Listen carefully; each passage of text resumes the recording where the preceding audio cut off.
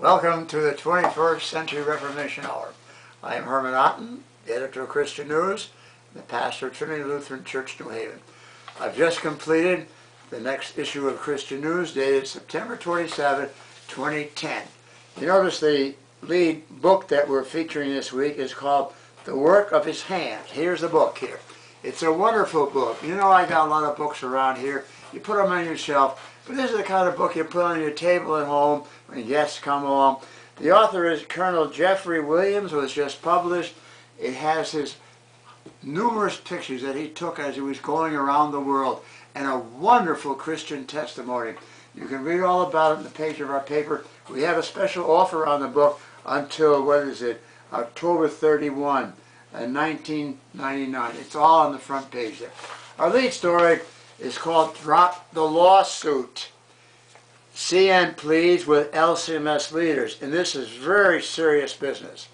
I have here a picture of the attorney of the Missouri Synod, Cherry Strand, President Missouri Synod Harrison, Hartwig, the secretary, Newton, the president of the California Nevada Hawaii District, and Kuhn, who is the chairman of the board of directors. And it's a letter to all three of them telling them, get out of that lawsuit. They are now arguing that the Missouri Synod is a hierarchy and not congregational. Notice this next article here. LCMS tells court it is hierarchical and owns churches. We are not hierarchical. We are congregational. Now we are arguing in that case that we are hierarchical.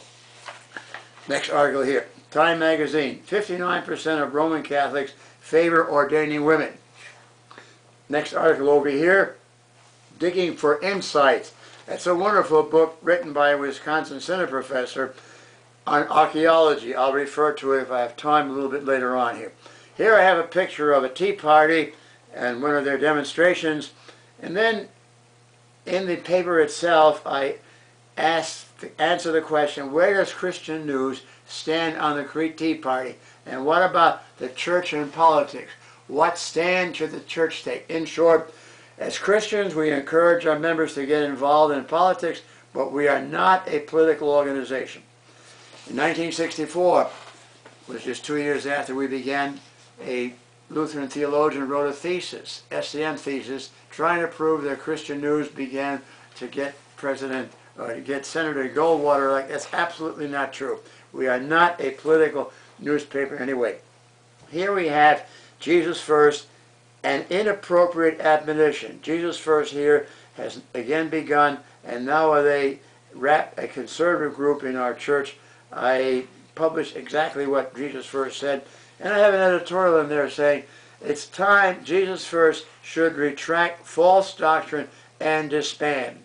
If they don't retract their false doctrine, it's time for our officials to do something about Jesus First. Over here, I have Pope John Paul II and Pope Benedict XVI. Notice they both have their high mitre hats on. And here it says Jews and Muslims going to heaven. Both of them say that the Jews and the Muslims are going to heaven. That's totally contrary to John 14:6, where Jesus said, I am the way, the truth, and the life. No man comes to the Father but by me. And St. Peter, who they claim was the first pope, what did he say? Neither is there salvation in any other, for there's no other name under heaven given among men whereby we must be saved. And the Athanasian Creed. What does the Athanasian Creed say? And that's an ecumenical creed the popes are supposed to accept. It says, this is the Holy Catholic faith, 3 in 1 and 1 in 3. Unless you believe this, you are lost. The popes obviously now disagree with the Athanasian faith. Over here we have Bishop Walter O'Bara. Notice he also has a mitre hat on, preaching at a pulpit here at Concordia Seminary. That was at the installation of President Harrison. I have the entire speech that he gave, or sermon that he gave here. Over here, Concordia Seminary, St. Louis, and President Harrison. That is he had a meeting with the seminary, and then briefly the comments that he made there. Going on now to the turret page, those are just little short, brief items there. We comment on the Pope's visit over to England and the things that he had to say there.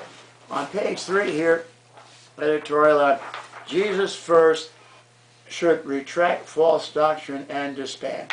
I quote here what Vice President Wohlrabi says, quoting Dr. Martin Nolan, who had been chairman of or head of the Concordia Historical Institute. And this is what he said about Jesus First. I believe that Jesus First may best be described as a coalition of dissenting organizations and movements.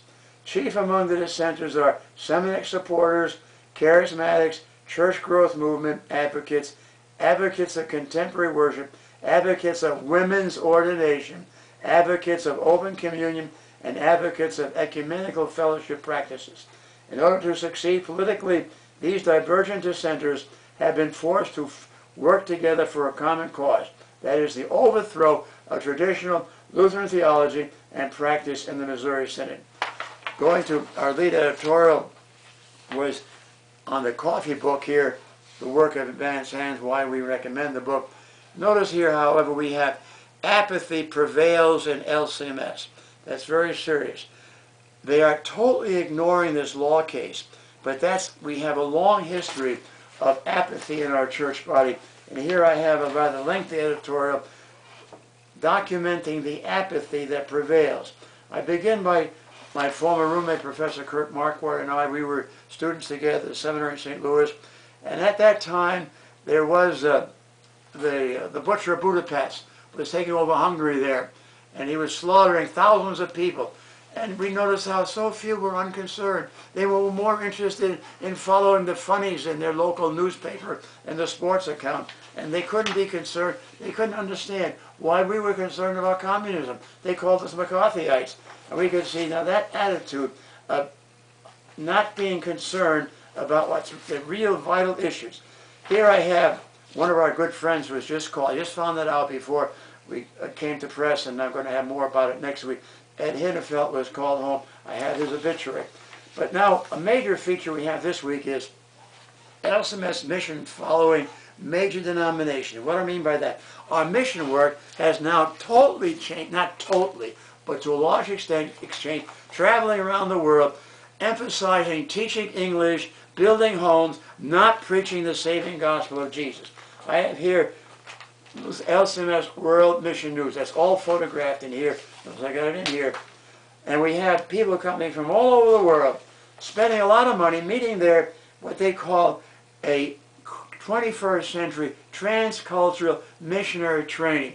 I called the headquarters up. I wanted to know, these missionaries that you send out now, are they required to believe that Jesus Christ is the only way to heaven? That's essential. Well, they don't think of asking that question. But that's what's happening to all of mission work all over the world, all major denominations. They're no longer stressing Christ is the only way. They don't believe it. So what do they teach? We teach education. We teach some education is fine, English, social gospel work, but we want to preach Jesus Christ as the only way to heaven. Well, we talk about a mission they're starting in China. That was a Lutheran World Mission. No, folks, I just want to close the Bible passage that I have at the top where it says here, when one of you has a case against another, do you dare to bring it before a court of unrighteous men and not before the holy people? So that's why we say, get out of that lawsuit. God be with you.